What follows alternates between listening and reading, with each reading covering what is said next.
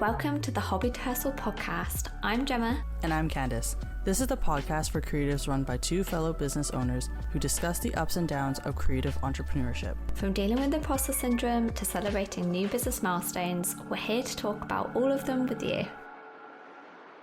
Hi and welcome back to the Hobby to Hustle podcast. Today we're going to be talking about what to do when you can't do anything. You just are struggling to focus despite the best intentions for the day. It's just not happening. And this happens to me a bit more than I would like to admit, despite being like a keen organizer. Sometimes you just don't have the energy, you don't have the motivation. And today we're going to be talking about things you can do instead of just sitting at your desk, staring at the screen. So Candace, how often does this happen to you where you sit down for the day and you think, I'm struggling to focus? Honestly, in recent times, I would say in the last 6 months, it's happening at least once a week. It's either I'm staring at my monitor or I'm packing an order and I'm just like frozen. And then in the blink of an eye, I'm like, wow, I just sat there for 20 minutes doing nothing. This order is still not packed. That's when I'm losing focus or know that I'm losing focus. Yeah. So, yeah, I would say it happens about once a week to me as well. And it definitely depends on my energy levels, like whether I'm sleeping very well or not. Because obviously the more tired you are, the more difficult it's going to be. But we have a bunch of suggestions today, and some of them are low energy tasks. So even if you have low energy, that's fine. We have some suggestions that will work for you. So the first idea that we have is to journal. So journaling is a great way to kind of process what's on your mind. And I often do something called brain downloading, where I just write down everything that's on my mind. And then I separate what I've written down into a feeling or an action. Because a lot of the time, the stuff that's cluttering your head is things like, I'm really thirsty, or I'm really tired, or, oh, I need to message that person back. Oh, and that person back. Oh, and I forgot to do this. There's a load of things going around in your head that you are not even aware of until you journal and you write all this stuff down. And it's clearing your brain in the best way possible. And I think writing down whether something's a feeling or action is like that next step of understanding what's going on. Because if it's a feeling, it's likely to pass. It may just mean that today is not a day for you to be working on a high energy task. If it's an action that's been niggling at you, you can work on that first. So yeah, this is a helpful tool. Yeah, it's like mind dumping. And it, for a lot of people who feel overwhelmed or anxious, and one way that I describe it when this happens to me is, imagine if I close my eyes and I have all these thoughts and scenarios running through my head. I can't even grasp a single phrase because it's intangible. It's all happening in my head. I think writing it down makes it at least a little bit more tangible, and I can see all the things that I am feeling or thinking, and then it makes it easier for me to tackle the problem that I'm dealing with. And sometimes when I write it down, I can see the one thing that's like really bothering me. Or sometimes, same thing happens. I just write it all down and I feel generally better, even though if I don't know what my next thing should be, because I just might be exhausted. Yeah. Another thing that you can do when you're struggling to focus is to clean your space. So it's likely this may be your desk in front of you, whatever is around you when you're working. So I struggle to focus when it's a mess around me, and I do it. Are you okay, Candace? Every time I just look behind me and I can see the mess. That's why I'm like, yeah. But does it make it hard for you to focus, or are you just used to it? Oh, 100%. No. Every time I see it and I know I need to use that desk, it not only clutters literally, it clutters my head. Yeah. So you are right about this point. Yeah, I think it does. And for me, throughout the week, because obviously we're cleaning somewhat throughout the week, but we do a weekly tidy every week, putting everything away.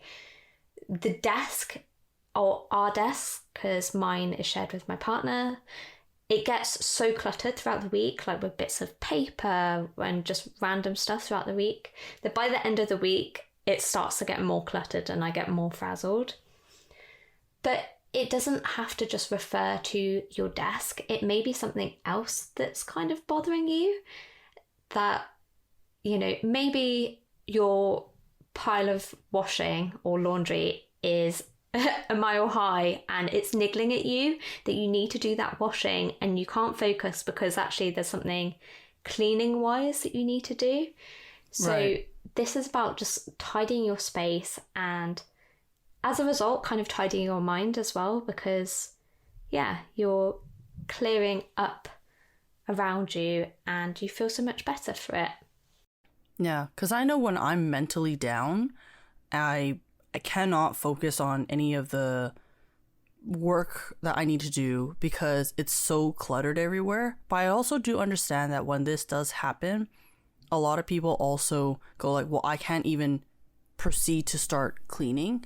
And I think that that's okay, but at least identifying the issue is good. And you don't have to push yourself too hard, but you can try, cleaning a little bit and just giving yourself a pat on the back for that. For me, if I'm way too cluttered, like what Gemma can see right behind me, and I haven't touched it because I'm scared of touching it.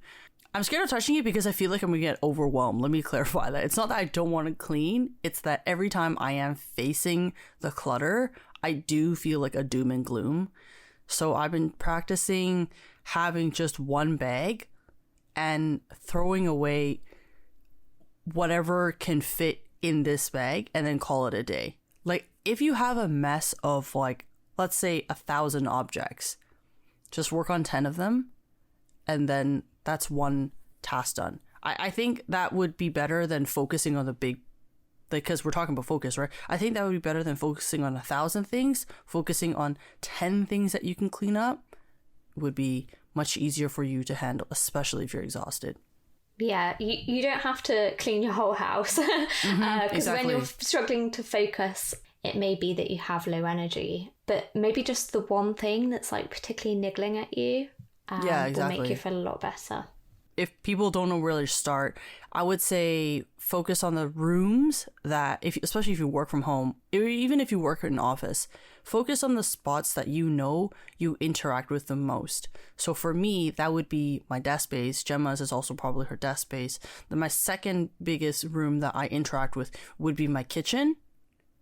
So sometimes I might just declutter my countertop and then just call it a day. And even if I come back into my office and it's a mess, I just generally feel good that I'm like, yep, got one thing done. So technically I can rest now. Yeah.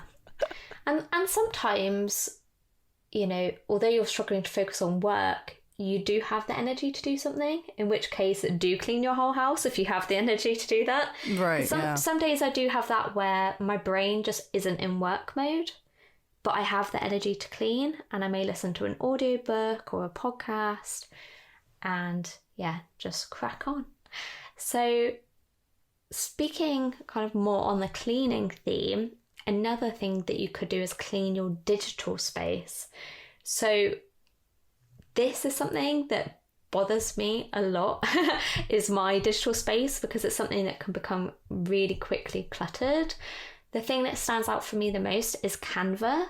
So I use Canva every day, basically. I use it so much, but things get such a mess so quickly. It's a shambles. Like, I hate opening the homepage because it's horrible and I never know where anything is. So if you have something like that kind of bothers you when you see it and would make your work days easier by having that organized, then that could be something kind of fun to work on. not fun, but like satisfying is what I mean. You know, you get the satisfaction of cleaning something that's been bothering you for ages. So yeah, something like Canva, it could be your folders, it could be renaming files. Oh yeah, that's important, because I have so many artwork that just says Untitled Artwork 1, Untitled Artwork 2, XYZ. Yeah, so that's renaming your files is such a small thing, but it's actually so satisfying once you finish it. And it makes such a big difference. Like, it speeds things up when you need them. So I learned how that sounds like something Callum would say. Just use the search function, Gemma. Yeah, I'm like, oh yeah, well. But if it's named like file number 1, you're not going to find it in the search bar. No, you're not. Yeah, that's why. So I learned a tip in like the last month that I am super excited by, and that is the fact that you can rename all the files in a single folder in one go. So you might be like, yeah, Gemma, this is obvious. But I didn't know that there's a shortcut you can use. So once you name one and press enter, it renames every file in that folder. So say, for example, if I have 100 pictures of workshops and they're all named super random stuff that makes them hard to find, I could use this shortcut and type workshop picture, enter, and then they're all named workshop picture, like workshop picture 1, 2, 3, 4. And it's really helpful. Wait, so how do you do that? I can't remember off the top of my head. I have to Google it each time because it's something that is new to me. But if you Google how to rename all files in a folder, it is something that can be done. Okay, great. Because people that are more tech savvy will probably be like, what? You've just discovered Control-C? Like, but yeah, that's a quick tip for you. For those of you who use Cricut or Silhouette, you'll understand my pain when you need to reuse something like a background. And if you don't have it named or whatever, then it's like, you're GG. You're gonna have to look through all those photos. There was this one time where I noticed that I needed to fix like an artwork or something on Cricut, and then I looked up by my serial code, because I have serial codes for my planner stickers, and I looked up like K35 or something, and K35 didn't exist, and I was like, okay, so it exists in the project, but I didn't name it K35. So I looked up the word kit and nothing popped up again, and I'm like, please don't tell me I left it as Untitled Artwork. So I looked up Untitled Artwork, and literally over 105 images showed up. And I'm like, fantastic. This is exactly what I wanted. Yeah. So that's when I noticed that, like, you know, that could be a problem. So cleaning your digital space is very important, but it could have been prevented had I just took a little bit more time next time to redo it. Which goes into our next point, which is planning. For me, if I just planned ahead, like, oh, today I'm going to upload these things, and then wrote in my plan what those names were, this would not have happened.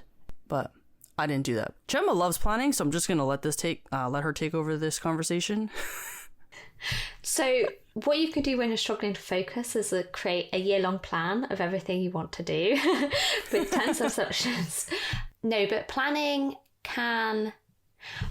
it's almost similar to like the brain download, where like things that are on your mind that you want to be doing, those can all go into your plan, and you can kind of plan when you want to do them.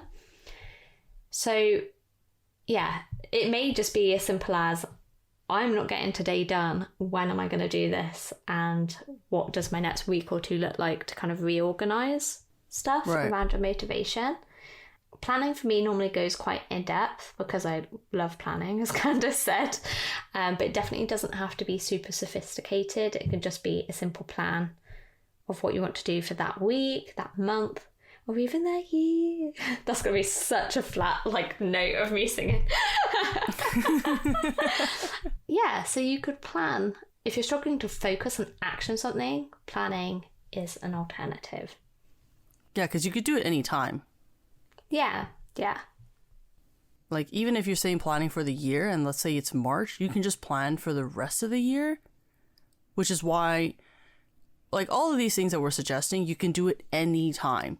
even if you're a routine person and let's say you lost focus, you can technically plan. If we're halfway through the week, you're like, I'm just going to plan for the rest of my day, or I'm going to plan for next week. And if your plans change next week, you can just plan on the Monday. Like you can do these anytime, which is why I kind of like these suggestions. Then another thing you could be working on is admin. Now, don't get too excited, but admin, again, can be quite a low focus activity. So it could be going on your website and just checking your links work. And that is so important because I've been caught out by that a lot. And I'd like to say I've gotten better at it and learned from my mistakes, but no, I haven't. I found out yesterday I'd been incorrectly linking one of my memberships. So people who were interested were getting the "this is closed for enrollment" page, which is so frustrating because I've been trying to push my memberships. So if you're listening and you've come across that, that is now fixed on my website. Go check it out. Yeah. And I was caught out before with links when, this big 6-month course I created called the Calligraphy Confidence course? Yeah. It did well when I launched it, and then there were like no sales for ages. And I realised that the link was broken on my website. And fantastic. that had been wrong for 6 months. Yeah, that's a long time. Yeah, it was very frustrating. So yeah, admin, it doesn't require loads of brain power, but it can be really helpful for your business still. So another kind of admin-y task you could be doing is finances. So it doesn't have to be for finance stuff that requires brain power. It could just be uploading receipts or just looking at how much you made that month, or it could be anything to do with that. I try to do that once a month, and it tends to be on an afternoon where I can't be bothered to do anything else. Yeah, I would say if you were making a budgeting plan for admin, that takes up more energy. But reviewing a budgeting plan takes, in my perspective, a little bit less energy. And it also makes you a little bit more aware. Because creating a budget is more looking into the future. Reviewing your budget is more looking into what has actually happened already. So that's something that you guys can do. I know this is overlooked. And with someone who has a finance background like myself, this is definitely one of the things that is always overlooked. In my previous job, a lot of the times it was my job to help people understand their finances a little bit more. So I would actually review finances with people, and it shocked a lot of people. My sister recently, not recently, but over the couple of years, my sister also realized I'm a person with finance background, so she's going to ask me to review. But she doesn't really have the skill. She doesn't know what she's looking for. Something as simple as actually opening up your bank account and looking at what has been spent and categorize that. It's pretty low effort because it's kind of just data entry. And some people don't realize how much money they spent on Starbucks, or how much they spend on this other subscription thing. And in a blink of an eye, they'd be like, "Candace, I spent $200 this month on coffee, going out for coffee." And I'm like, because it's these microtransactions just happen, and they're like, that $200 could have saved me so much trouble because my car broke down or whatever. I'm like, it's not their fault. It's just how our society works with all these microtransactions now. But yeah, it's important for people to actually sit down and take a look, and it's pretty low energy, in my perspective at least. So I've heard that it's really important to check your banks regularly. Just make sure there's nothing that you're unfamiliar with as well, because I've heard that fraudsters might take a penny or a pound, and you may not question that, but then that's them testing. It's called testing, yeah. It's actually called testing, is it? Yeah. It's them testing, yeah. So basically what they do is on a regular basis, on the same day, usually, they take out anything below $25. Yeah. And they'll test it for about 3 months, usually. And then one day it'd be $5,000. But you would never notice. They're testing whether or not you even see it. So it can happen over once a week. It can happen over once a month.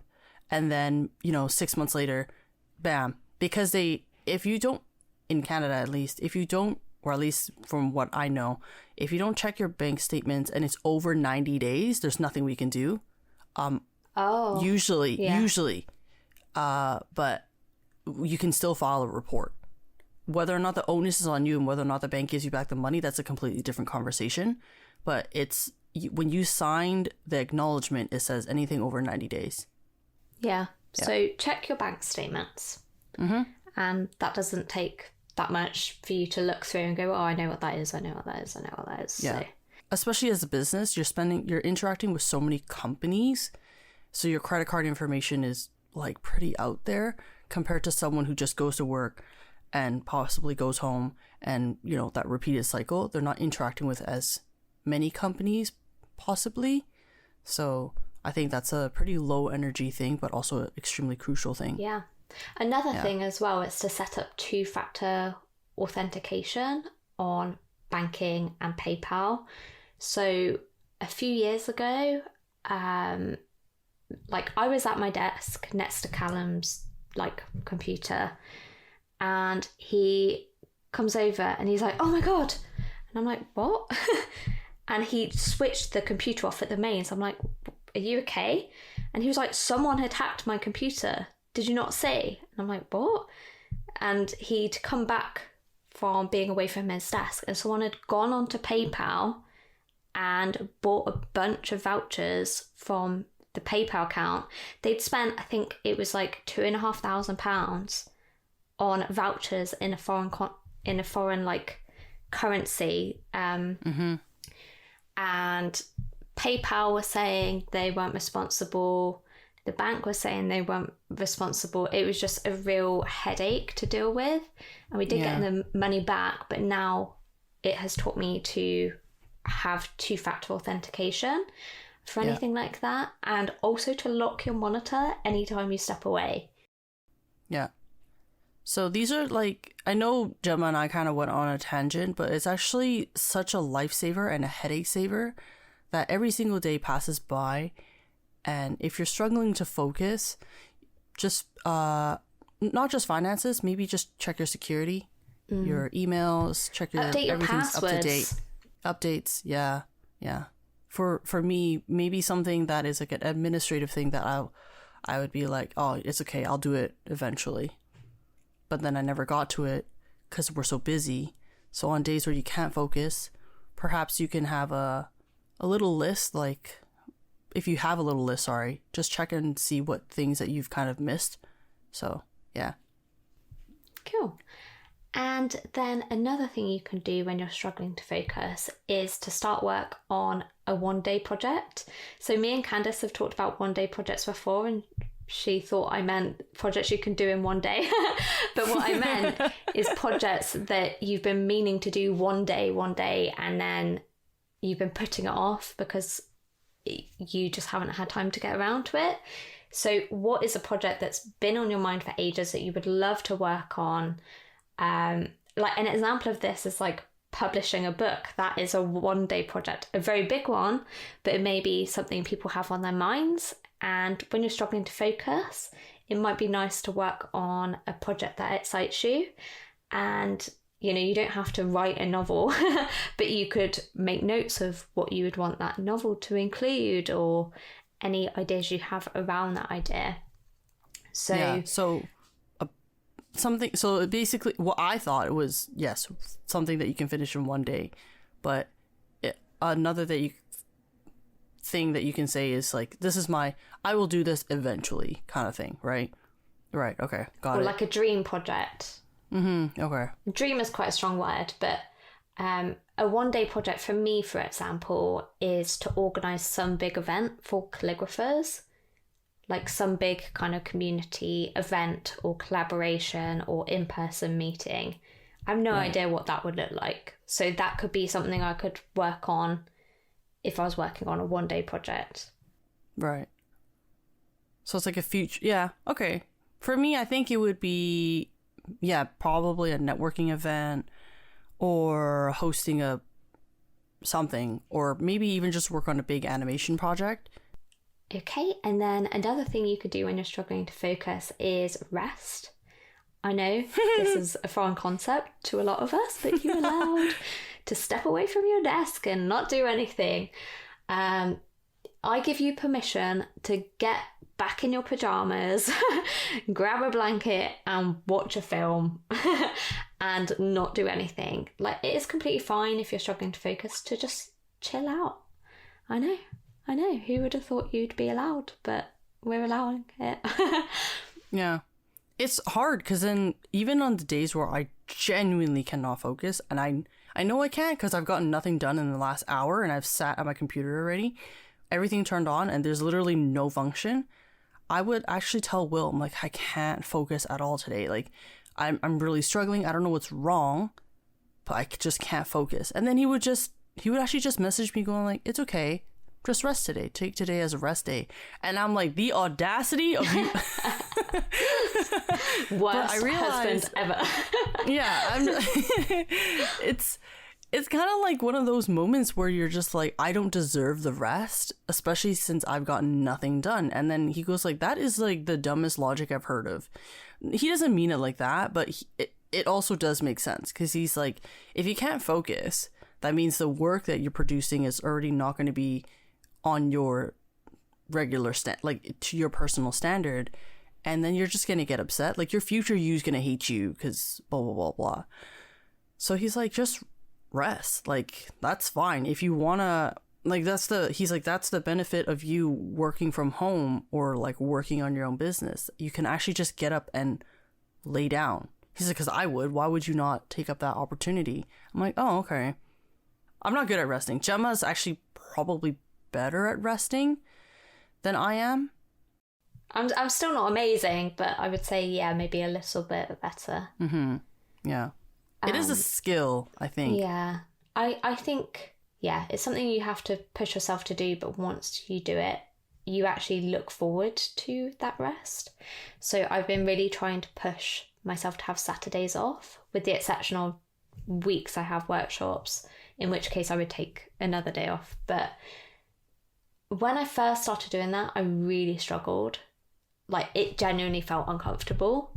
But then once I got past that discomfort, I started to enjoy myself and actually relax. And then I found myself on Friday looking forward to having a day off. So definitely rest up. And something I want to say as well is that you don't necessarily have to take the whole day off. You could also just take a couple of hours to chill and just kind of reset. So for me, for example, I video game a lot and I don't have loads of willpower. So if I sit down at my computer and that game is kind of calling to me and I want to play it, but I'm trying to push myself to work, it's so much easier for me to play that game first and almost get it out of my system. Like, have a couple of hours having fun. And then I'm like, I feel satisfied. Okay, now I feel re-energized to do a bit of work. Yeah. For me, that game usually is, if I'm losing focus and I just want to have a quick game, I thought that Minecraft or Stardew Valley or Dinkum would be a good game. Sorry, these are not hashtag ads, but I'm just saying.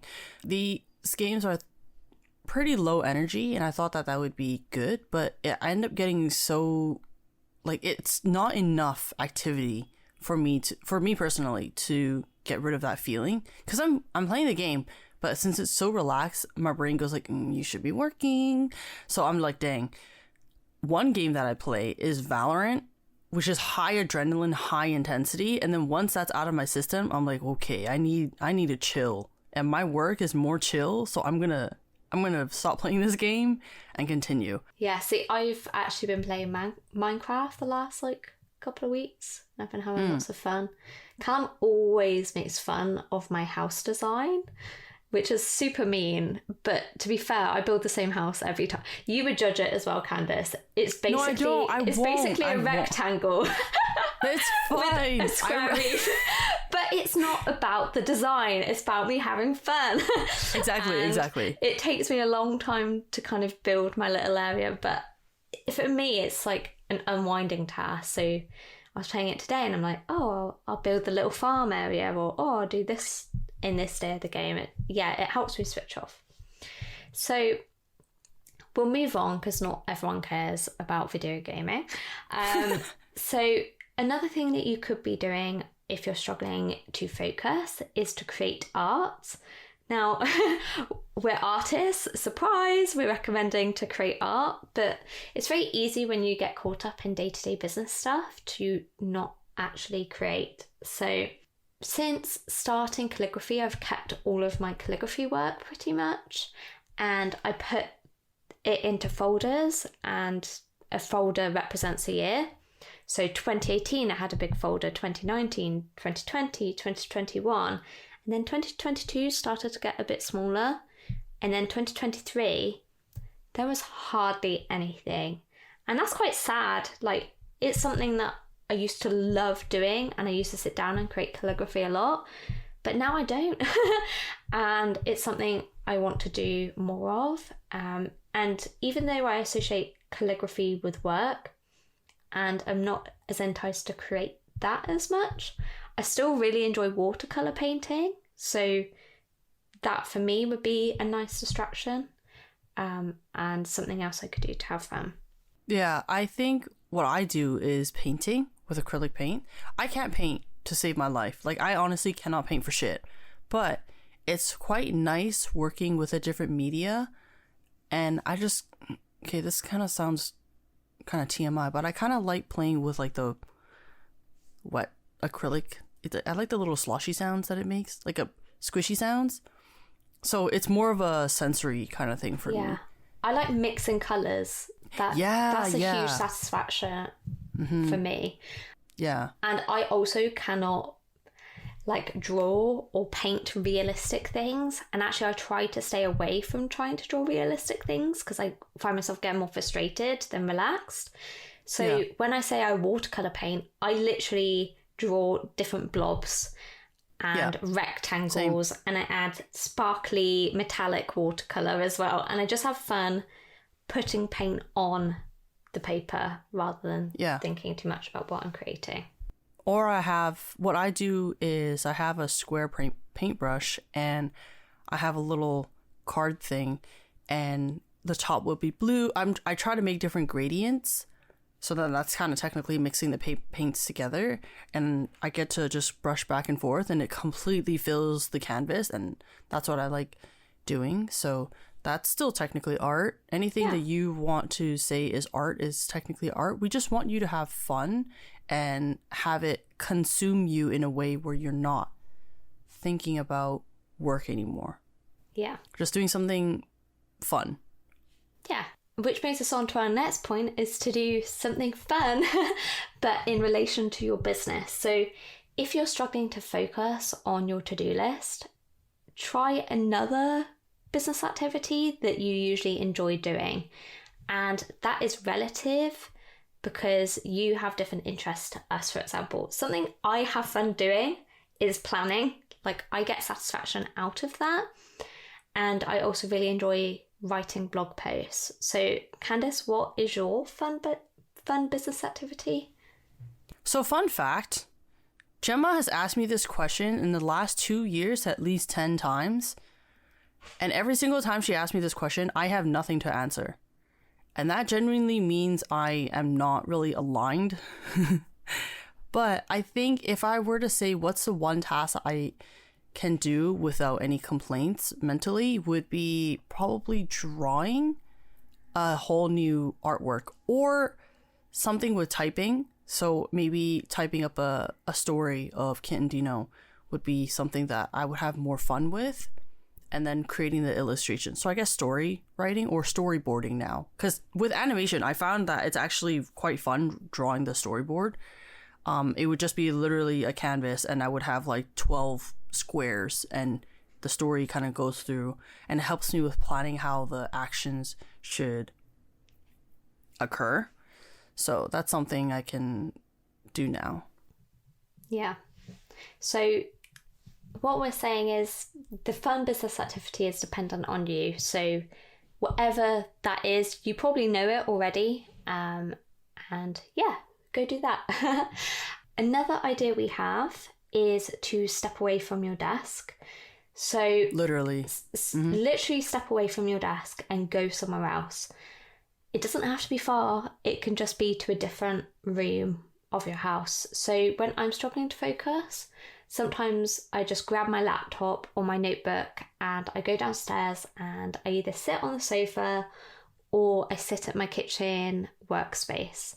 So there's something about just removing yourself from your day-to-day space that is quite freeing, and you feel, I don't know, kind of revitalized in a tiny way because you're just in a new environment, and that can sometimes re-energize you.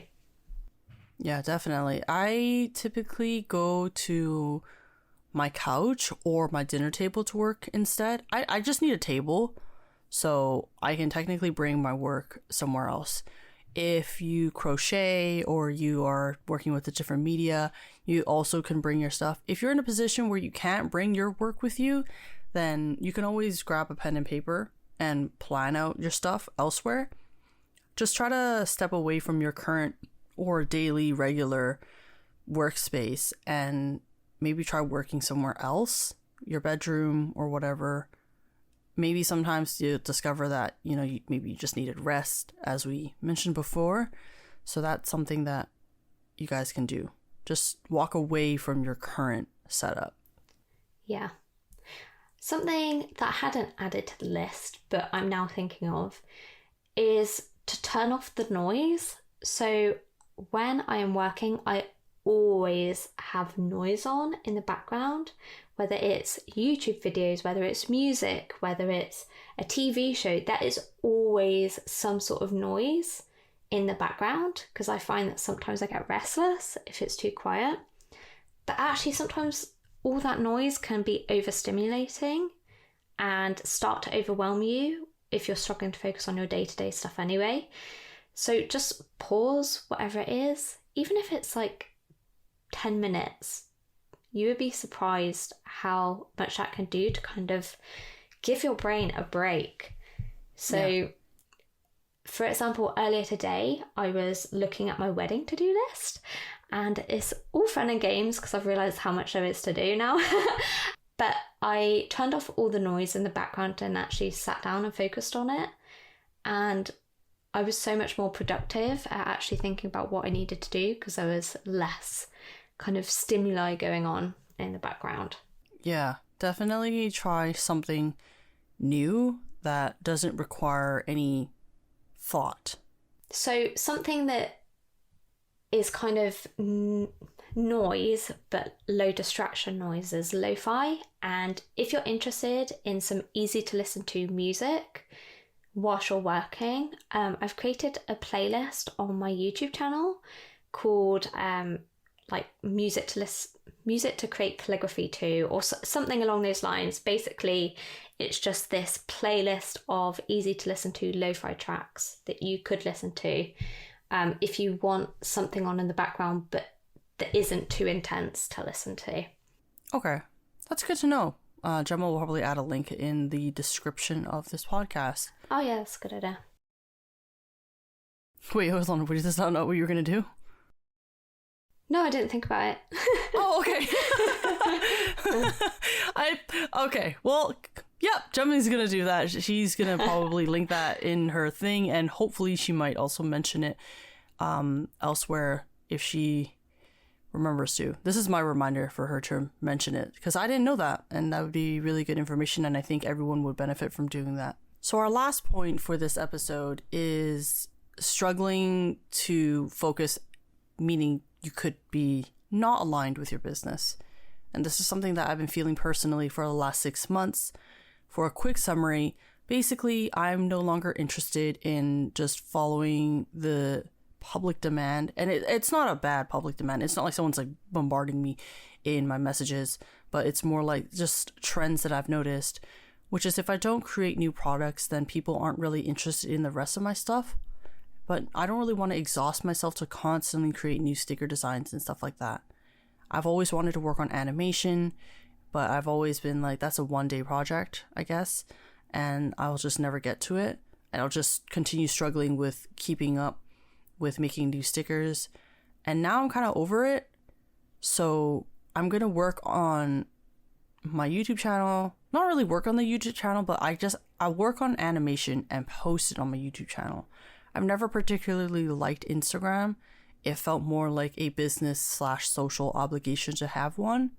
And I'm not saying I'm going to give up on it, but I'm just going, and I've always said I'm going to post what I want to post, but then, I end up just not posting at all then.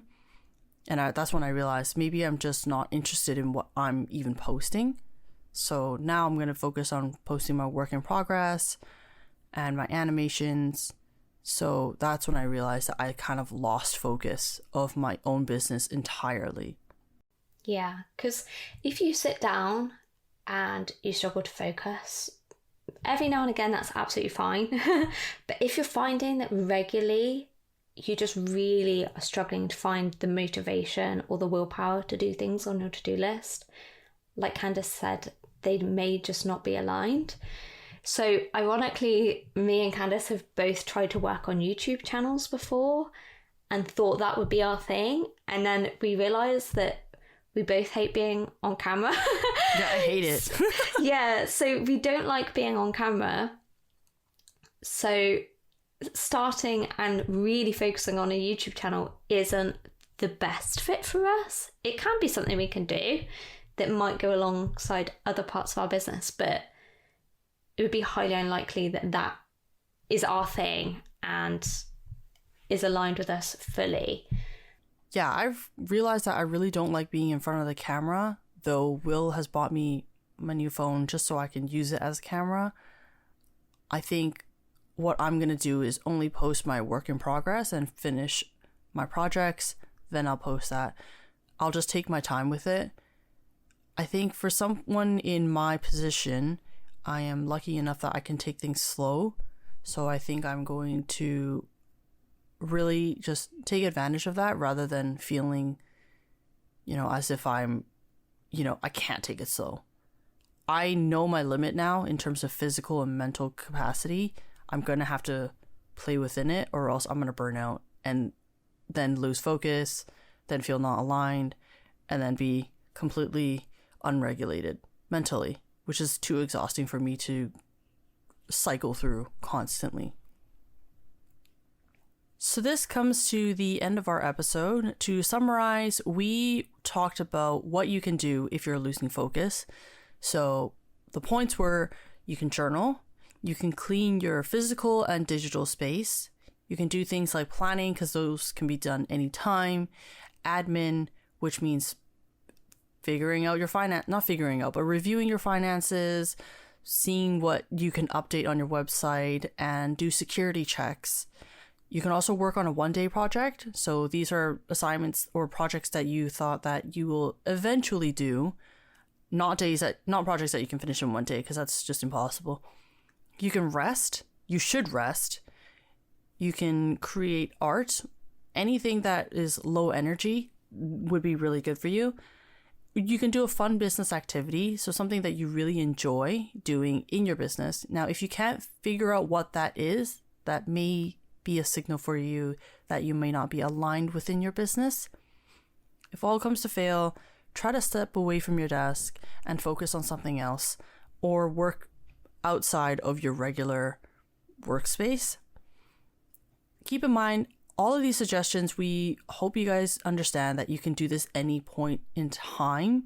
It doesn't necessarily have to be on a scheduled basis. You don't have to be like, oh, I'm only going to work on my journal at 8 p.m. every single day, or I'm only going to do this on Monday or once a month. These are things that we want and hope that you can do at any point in time, any day, anywhere. So this is what we have for you guys, and we will see you guys in 2 weeks. Thank you. Bye.